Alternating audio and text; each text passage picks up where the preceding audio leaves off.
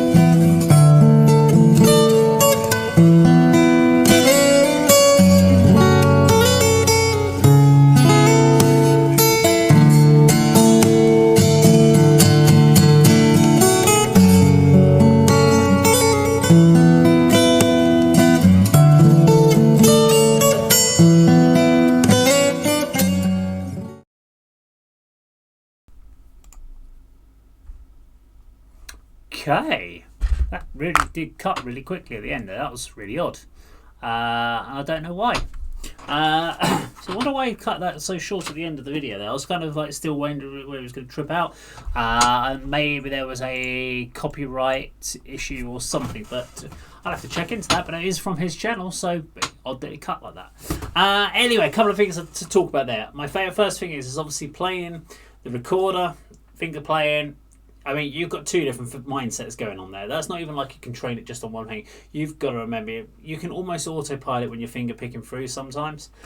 But when you've got to suddenly remember you're playing a certain note thing and you've got that going on, that's crazy. That's cool. I really like that.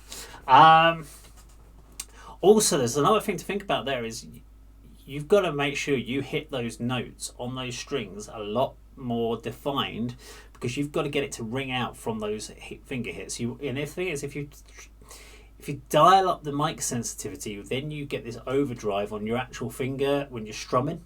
So that's again a level of control that's really well thought out, and he makes it look so effortlessly.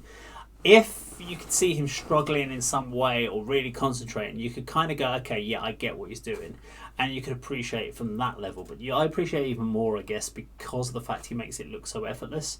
It just looks like someone just kind of going, oh, I'm just gonna, like, you know, those people that do Rubik's cubes and they have like, they're all messed up and they just go like, done, and you're like, how you're not even really paying much attention. It's all kind of memory minded. That's kind of what it makes me think like with him.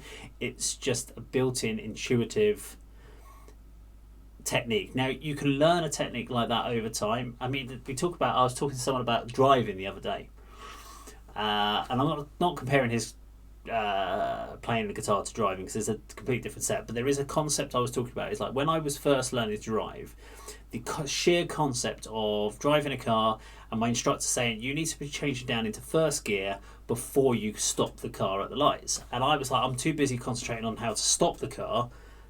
And then I would always get to the point I'd stop on my first couple of lessons. I'd stop the car, have the clutch down. I was trying not to stall it, and then I'd put myself into first gear once I got the light. And I couldn't understand why he was going on about making sure you've changed down before you get to the lights.